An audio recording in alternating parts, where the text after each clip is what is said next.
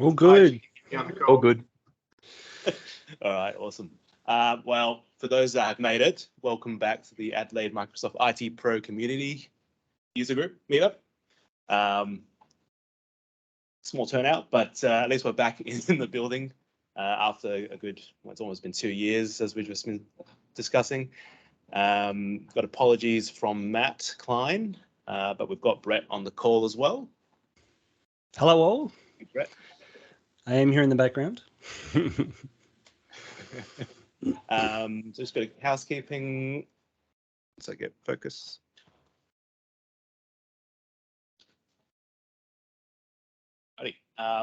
For us in here, your toilets are out the door through the corridor on your right. First right. In case of emergencies, take a sharper right and take the stairs, and then cross the road and we convene on the lawns in the parklands. On that, welcome to country. I'll replace that with a photo from out in the lobby after this one. But yes, we acknowledge the original custodians of the land, and past, current, and future. All right. So, what's new? What's coming? And well, what's on? I guess. So, Microsoft Purview is a new naming convention. So this is all things regulatory compliance wise. So they're renaming a bunch of stuff. That's part of it. But US Security Compliance Center will now have an extra thing in it. So we're talking, it's small on the screen, but pretty much anything to do with information protection and governance is now going to be called Microsoft Purview, and then the original name. So get your heads around that. That's been live as of about 2 weeks ago. So it was just Azure Purview, but now they've brought the branding across to the rest of the stack, I guess. Coupled with that is Microsoft Priva or Priva. I'm not sure, depending what country you're from, because you may say privacy or you may say privacy. That will identify any of your personally identifiable information and other privacy-related things, so GDPR, whether they're using the States, there's HIPAA stuff. Yes, that one. So yeah, that's out as well.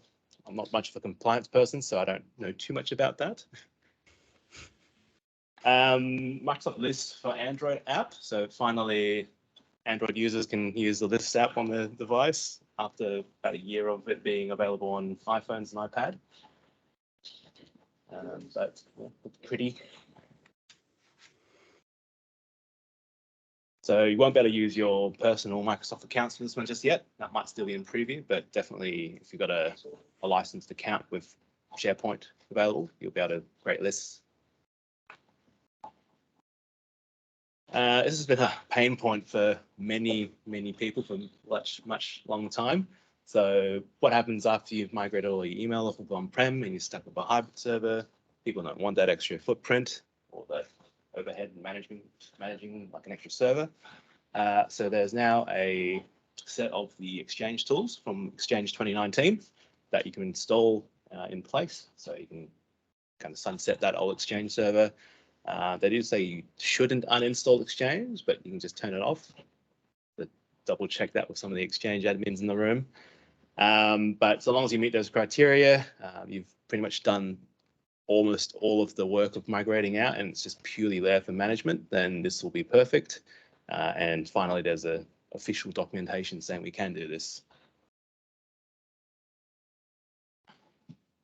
For the citizen developers in the room, Power Platform's got landing zones coming out. That's more of a, I guess, center of excellence kind of thing, governance, just how you should be doing reference architecture, I guess, before you start playing too much in it. It's a bit late for many, but it's coming. So we'll probably find out more during Microsoft Build, which is later this month. And lastly, Defender for Business is getting its own standalone license. So you don't have to be on Microsoft 365 Business Premium. You can just get the standalone itself. If you missed the last month, Defender for Business came out start of March. So it's part of the Business Premium SKU. And that's essentially almost everything you'd get from the Plan 2 of Defender for Endpoint. So that includes the endpoint or extended detection and response on top of the built-in Defender for Windows.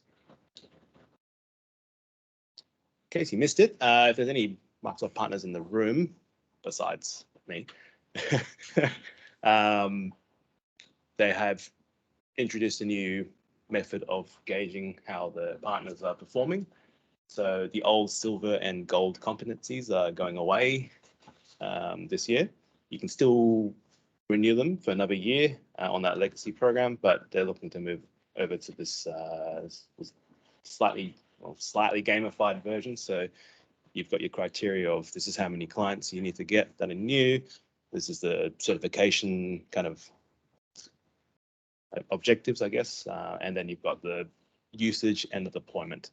So you get the gold level equivalent of licensing benefits internally for doing this. So it's worth looking into if you are a business that's already on the partner program. And you do get a fancy badge on the end once you collect all of them. Call it summon the Dragon Balls. All right, stuff that's coming up.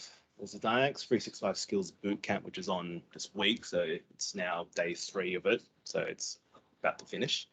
Too bad. The Microsoft 365 Virtual Marathon. So it's an online event internationally.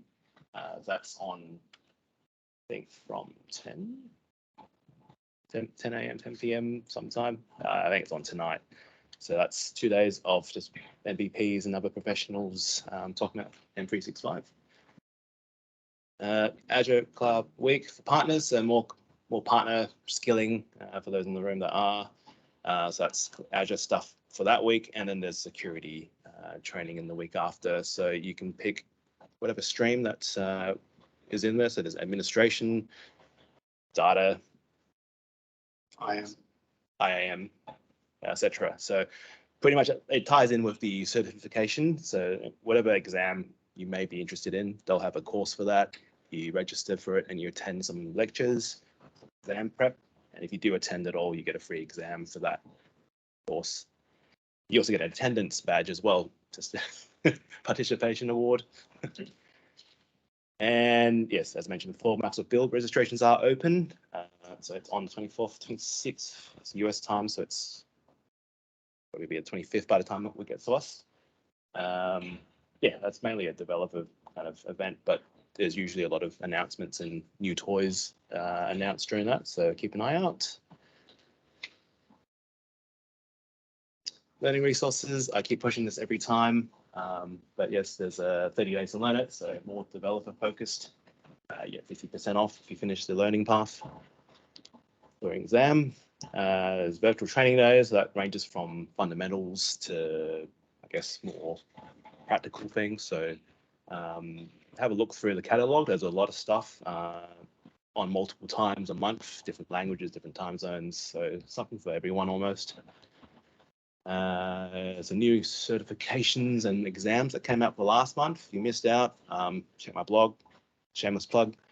But yeah, there's a bunch, well, there's essentially one new exam per stack in the next thing I'll show you, the certification poster. So almost every color there you see, there's one new exam. So it's security, Azure, Microsoft 365, Dynamics and Power Platform. And that's a handy poster, I guess, to hand out if you want to keep on track of what's there, or if you're managing a team. So there's the link and QR code, but I'll send these out later in the notes. All right, so this is probably one for Brett, if you're still on the call. I'm going to take myself off mute. There we go.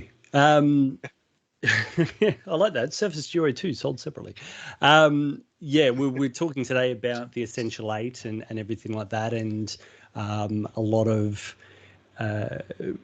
how to implement it in larger enterprises and using the tools that we've got here for us. I really wanted to remind everybody that the ACSC, the Australian CyberSecurity Centre, is here and is available for all businesses across Australia to be able to contact to get additional help and assistance in not only compliance, but if you believe that you've been attacked, or want to make sure that you can recover from an attack, give them a buzz, give them a call, jump onto their website here, cyber.gov.au, have a look through their tools, and really start to go through them, look at some of the guidance on what to do and the way that the ACSC are actually telling people to implement it. The books that you've got there, you can grab one of those booklets. It's more for small business guides. So if you're only a few sub 20 kind of employees, this is a good booklet to be able to sort of say, hey, these are the sorts of things we need to start to look at from a security perspective.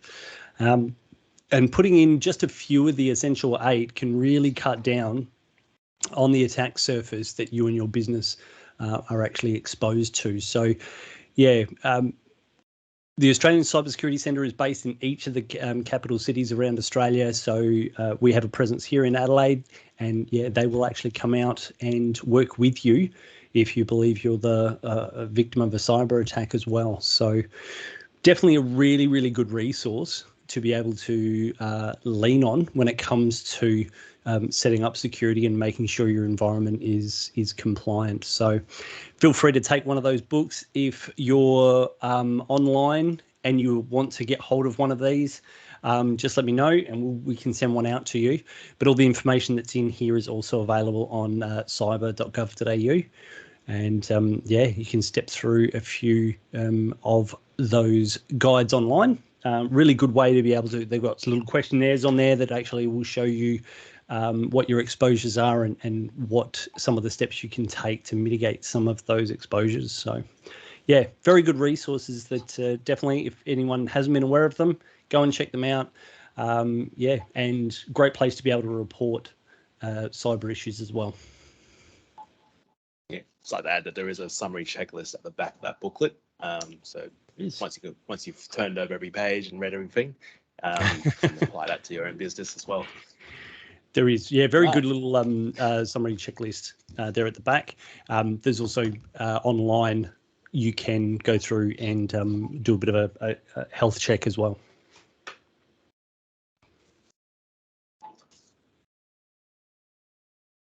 All right. Well, I think that's all for the user group side of things. There is 2, 4, 6. There's 7 people in the room, Brett. So I don't know how you want to. I will sort that out. I will get some pizzas delivered. Any dietary requirements? No, anything, everything. All right, cool. All right, well, I'll hand it over to our guest speaker for today. That's Mathew Clark. He's going to be presenting on the Essential 8. So yeah. So how's it work? I'll leave it to you. Cool. So I'm here today to talk about the Essential 8 and how that applies in Microsoft land, which is roughly what the unmasking part is. I'll try and not bore everyone with the details, but we'll get there. So my name is Mathew Clark. I have a CISSP and a CCSP. That's a certified information security professional and a cloud certified security professional. I've got 11 years in the IT managed services space, and I've just started at Avanade in the last month. What we're going to talk about is what the Essential 8 is, what the tools are, and we're going to map the tools to the 8. So what is the Essential 8 and how does Microsoft fit? Essential 8 is part of the cybersecurity framework, which is the Australian ISM. It's 8 mitigation strategies. There's 3 maturity levels. There's technically 4 because you can be maturity level 0, so 4 maturity levels. And the other side of the ISM is the protective security policy framework that usually applies in the defence space. So cool, here's the Essential 8. Essentially, you pull the mask off and lo and behold, you have Microsoft there. The 8 controls are application control, patching applications, configuring Office macros, those pesky macros, I would have succeeded. User application hardening, restricting administrative privileges, patching operating systems, multi-factor authentication, and regular backups. So what tools do you need and what maturity do they apply? So here's a wonderful table. Sort of tells you what tools you need at each level, going from left to right or top to bottom. Maturity level 1 is going to be around getting those basics in place, like your MFA, getting your role-based access control sort of built out, making sure you've got patching down, and essentially separating your privileged environment from your unprivileged environment. Maturity 2 is around just sort of separating everything out, making sure that you're capturing all of that information that needs to be captured. It's really starting your logging journey at that point. And so when you're capturing the logs, that's really around remediation and attribution, figuring out where these things are actually occurring, and in some ways being able to stop them, but usually it's a retroactive thing. And then maturity level 3 is where you start implementing your SIEM systems, your system information event manager stuff. That usually has some AI and some machine learning in it, and that'll pull out your live attacks and all of that. That's data heavy and that kind of thing, but the Essential 8 sort of gives you a framework around what sort of logs that you need to be getting. So the tools, what do they cover? Cool. So the first one is Intune, or now Microsoft Endpoint Manager. That's right. Yeah, MEM. Yeah, cool.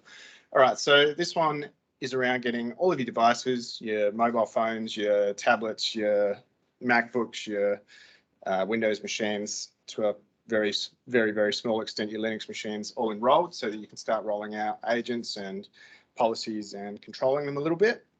The main ones here are your Microsoft Monitoring Agent, your Log Analytics Agent, and your Defender P2.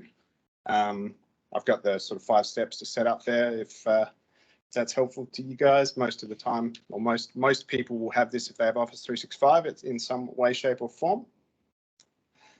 So the useful certifications to go for with that one are Modern Desktop 100 and Modern Desktop 101.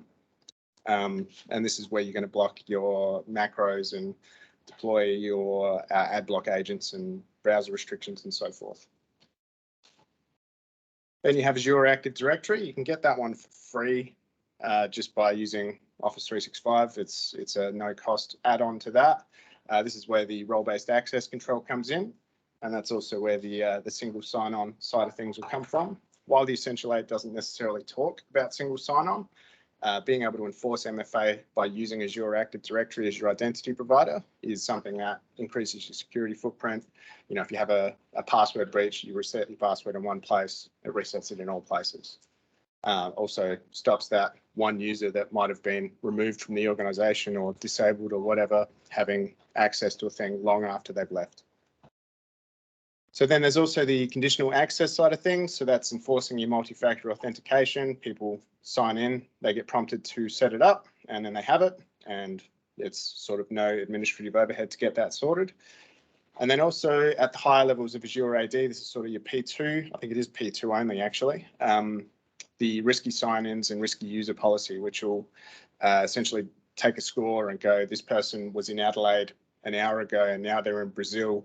We're going to flag that one as a thing and block their login or prompt them for a multi-factor authenticator. Worth mentioning there that multi-factor authenticator isn't the be-all end-all. It isn't infallible. If you're running a Evil Engine X server or something like that, you could actually capture the cookie of someone who's authenticated, insert that into your browser, and then you've got authenticated access to their SharePoint. This would stop that. Your certifications to look at that one are your AZ-104, AZ-500, MS-500, and your SC-300, which is the identity-based security exam. Sentinel, this one's sort of the maturity level 3 side of things. You don't need it before that. It's expensive. It does SIEM and SOAR, which is orchestration and automation. When properly implemented, this can handle a lot of the alerts by itself. And it also pays to take an automation first approach, or lead with a playbook first approach to solving alerts. So it can get very verbose. Setting up based on what the Essential 8 says around the logging will limit the alerts and have you focused on where it needs to be. This one's in the SC200. I'm actually sitting that exam tomorrow. And then there's the AZ500 as well. So there's a lot that can be done in Sentinel, and especially if you've configured it right. And it's probably, I say probably, I mean, comparing it to Splunk and other SIEM solutions, having the SOAR component to it actually added in at the cost that they charge for it is insane value. Defender. We have all of the Defender rebadging that's recently happened. So we have many flavors. We have Defender for Endpoint, Defender for Identity, Defender or Azure Defender, Defender for Office 365, and then Microsoft Cloud App Security. I believe it's Defender for Cloud now for the Azure Security Center stuff. Cool. Okay, so Defender for Cloud. And then this is in P2 where you get the vulnerability scanning. That's required at maturity level 1. So rolling out Defender is a way to go about it.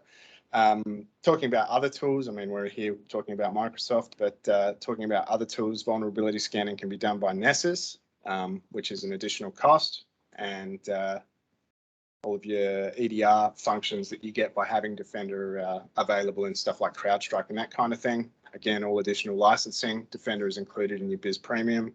You have a standalone that Abe just talked about before, and you have your E5s that are also covered by Defender. So it's just, you know, you probably have that already. You don't need to go and investigate other things, especially if you're using Office 365.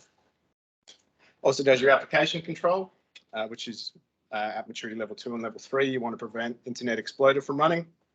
And then PowerShell 2.0, which is now mega old. I think PowerShell is up to 7, and multi-platform as well. It wasn't at that stage. You also want to use this to control your macros. While you can disable them by policy, there are ways to get them to run still. So you still want Defender there to block that out. I've got some how-to, you would, you know, multi-short step things to get those things running. And SC200 is your place to be for that one. Azure Automation. So this one is where you can sort of run PowerShell scripts and that kind of thing to automate stuff like users, expiry, idle accounts, that kind of thing. It also can automate stale account removal. So say that administrator account that's been created and hasn't been touched for over a year, that's one that you just want to be deleted. You don't want that kind of thing happening. Got to be careful not to lock yourself out. So, you know, caveat there. Azure Automation does require a log analytics workspace. You need a log analytics workspace to run with Sentinel anyway. So your AZ104, your AZ305, where that one will pop up. And it also does your patch management for Windows and Linux, and Microsoft to do that out of the goodness of their heart. It doesn't actually cost any extra. One more participant. You got it. Cool. All right. Azure Backup. So this one's around having really quite strict role-based access control, and that's sort of a tenet throughout the whole thing. And I'll go back to one of the other slides in a minute. This isn't covered in the Essential 8, but the first part of the Essential 8 talks about having all of your business needs met and making sure you're backing up all the right things at the right time. Sort of pays to mention that retention of 6 months is sort of key there. Every cyber attack, or most, or the majority of cyber attacks, all occur 6 months before the actual incident happens. So making sure you've got 6 months of retention so you can go back to that is key. You want to have a 3-2-1 strategy, which is 3 copies of your data. That's including your live. So you have one backup and then a backup of the backup. And then one offline, which is not able to be addressed or touched, and 2 different types of media. You need to have a restore plan. You need to have a DR plan, and you need to have a business continuity plan. And you need to test all of them twice. Again, none of this is part of the Essential 8, but it really, really pays to mention that backup is just the cornerstone of your recovery strategy. Being able to come up is key. Azure Backup's a good piece there because you just pay for storage while they're off. You can test by just going start. It runs up the machine, costs a couple of cents, you turn it off. It's very cheap and effective to do. And then build an incident response plan as well. So this is, you know, if you have a cyber attack or something like that, it helps you being able to address how you're responding to it. And for a good incident response plan will take an initial backup before you even start remediating or discovering anything. Just back up everything, just so you've got all of that stuff there. And the key points there are AZ104 and AZ305. Now, this one doesn't really go into the Microsoft place. a lot, but we've got advertisement blocking. Part of that is your secure DNS. So Quad 9 is a not-for-profit service. That's 9.9.9.9 as opposed to your normal Google one, which everyone's familiar with, which is 8.8.8.8. That one is updated, I think it's every 5 minutes, and they have local service here, so that's very fast. Then you also have your browser plugins, which everyone here is a professional, so I assume everyone has an AdBlock. But uBlock Origin, AdBlock Pro, if you can deploy them via MEM, that's going to help. The extra one to add here is a Pi-hole. So this is a Raspberry Pi. It runs on Ubuntu as well. It's essentially a DNS black hole for advertisements. The whole reason you want to block these things is that this is where malvertising comes from. If anyone's familiar with that term, that's malware advertising. You hear about, I think it was like an Australia Post site actually had malware on it sort of 5-6 years ago, and a whole bunch of people went to the site based on getting a package notification, and everyone got ransomware, crypto, all of those things. So worth noting there. The way you would route this is you would have your endpoint, like your laptops. You'd push that out to your firewall, which has it redirecting to the Pi-hole, and then the Pi-hole goes out to the internet to Quad 9, and then the Quad 9 will go and search for your DNS queries. What you'll actually find from this strange routing change is that the speed of the internet will increase just by having less advertisements. You end up losing 95% of the ads on the sites. It does cause some issues sometimes, so be aware of those ones where you need to allow adverts, but it won't do anything about Raid Shadow Legends. Sorry. Cool. So the security center. So this has become. Is this Purview now? This is the cloud, Defender for Cloud. Defender for Cloud. Cool. All right. So this manages your governance, risk, and compliance. There's also compliance.microsoft.com.